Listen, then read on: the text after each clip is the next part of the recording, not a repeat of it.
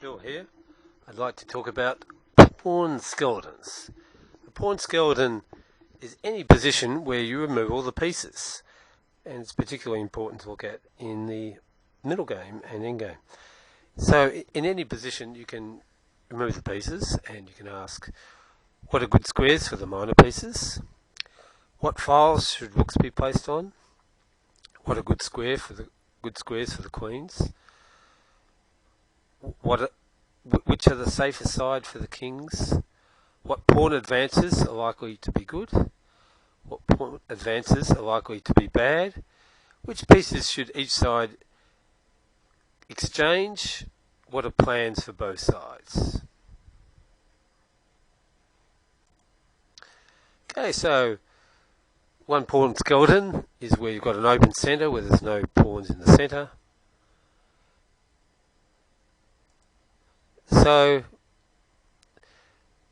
another pawn skeleton is where you have the isolated queen pawn, which can arise from many openings: Queen's Gambit accepted, Queen's Gambit declined, Nimzo-Indian, Alpen Sicilian, Nimzo-Indian. So yeah, another good thing to look out for is pawn skeletons are the pawns themselves. What pawns are weak? What are the weak squares? What pawns are passed? Where are there? What pawn majorities are there? Recognising pawn islands and so forth. So you've got the hanging pawn formation. So you can ask all those questions with the hanging pawns. King's Indian centre. Another good thing to look at is with pawn breaks, particularly in the closed positions. So this is a typical sort of formation, a pawn skeleton you might get from the King's Indian. So the pawn breaks for black are c6 to exchange pawns, or f5 to exchange pawns.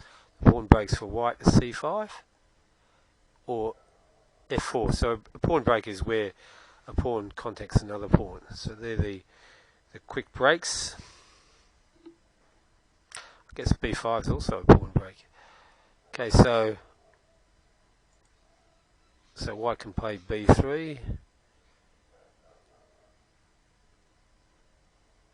Okay, so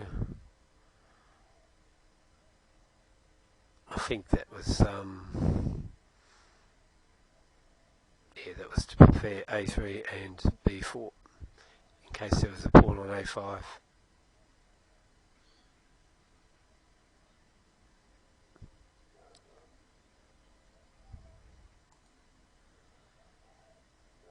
Okay, Benoni centre. Okay, so the other pawn break is moving the f pawn. So the good thing for white is the f file might be useful for white. Bad thing is if the pawns are exchanged, black gets an open e file, and any bishop on this diagonal will be opened up. So now we have the check Benoni centre. So we've got three sets of block pawns. So the pawn breaks for white are b4 and f4. Pawn breaks for black are b5 and f5. So let's have a look. So we've got a3 to prepare b4, makes sense. So if the pawn takes, we can take back with a pawn. Okay, so we've got the exchange French. So white can play c3 to defend the b pawn, go into another formation. Okay, exchange Caro-Kann. So again, white can play c3, which would make his d pawn strong, and also the c3 pawn strong if black attacks down the c file. So